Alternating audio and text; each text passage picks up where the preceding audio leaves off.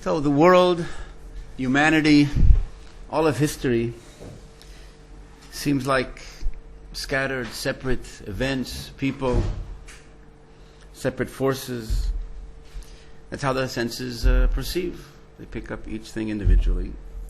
When the truth we saw is that the world is one, like one body, one organism, with one life source, one ideal, one neshama, that transcends the particulars, that is revealed through them.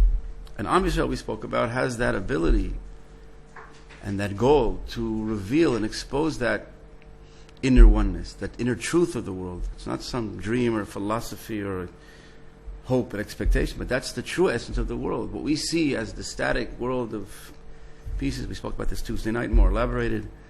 Rav Kook talks about the world as fixed and given. What you see is what you see is what you get.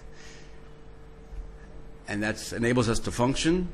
And indeed, that's what God wants us to be able to work in this world, to have stability and security, to build, to know that certain laws are fixed and given. But the truth is, if you want to know the direction of the world, the inner truth of the world, where it's going, and the certain direction, then you have to have this other perception of understanding the divine content, the neshama, the soul of the world. And that's when Am Yisrael, again, has that created talent to perceive that, to live that, and its existence exposes that inner divine content, that there is a God, a source that is not according to this system of what we see in the present existent reality.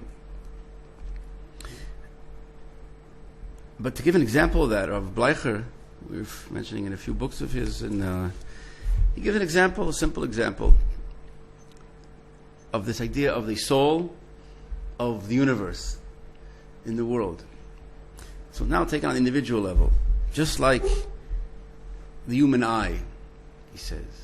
The human eye is a very sophisticated limb, more than any camera or any electric eye, any optical instrument. It's very sophisticated, very all the details. The more you learn, you understand how amazing it is.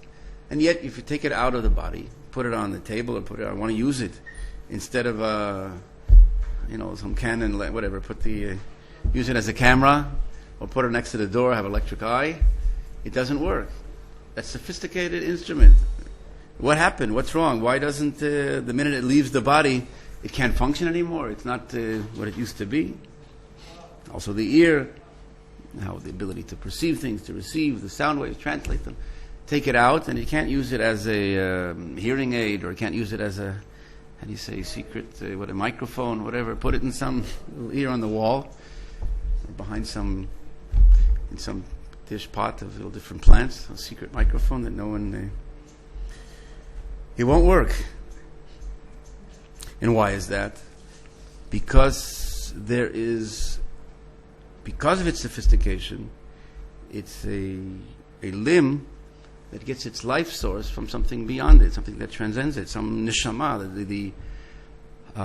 He said everything, all those organs, all those ears and the eyes and different they all function as branches of, as an expressions of, as vehicles of the neshama, of the inner life source, that one life source that is expressed or comes into contact with the world. The neshama sees through the eyes. The neshama hears through the ears. It's not the ear that hears. Put the ear on the table like that. Cut off the eye and put it on the table. It's not. It's the neshama that sees through, that comes into contact with our world through these different vehicles. And that's also what gives the value of it. The value of the ear is not just what you see, the scent. You pick it up and you see it and you measure it, or the eye, how much it weighs, what it looks like.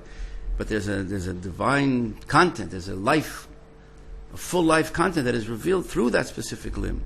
And that's what gives it its meaning and value.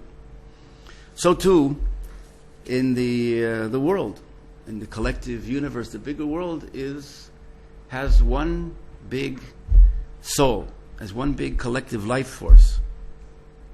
Call it the divine ideal, call it the neshama. That all emanates from that divine source. Like we say, Shema Yisrael Hashem Elokeinu Hashem Echad. That Am Yisrael proclaims the oneness of God. There's one source of it all. There's one driving force of it all. There's one force of good, idyllic, lofty content of divine good. In all of the world, all of history, all of humanity, all of the diversity and multiplicity of the world, our expressions are, in our broken world of time and space, are fractured, so to speak, phases of expressions of that bigger goal, of that one goal. And that's the real world, where the world is going. That's why the most certain, the most positive, how do you say, the most sure thing is that goal will be. Which gives a whole different point of view, and we'll talk about, of looking at the world. We mentioned Schopenhauer, other pessimistic views of the world, of what the world you see is what there is. And again, with separate opposing forces. And that brings to other views, and we'll talk about other ramifications of how you live in this world. But understanding that the world is good. And again, I brought in the Ramchal because it's the way he over and over explains and writes, and just to get used to this understanding and this perspective. Because like we mentioned last week, we're so bombarded by what the senses pick up, the fractured, and that's what there is, and that's what the real, the rational, sort of the Western view of the world, that's all there is. And you have to know that there's the real world is so much greater, so much more certain, so much more positive. Where we're going and where we're headed, how to be part of that, how to attach to that. And that's what Emunah is all about. It's not some blind faith. It's the most scientific of seeing where the world really is.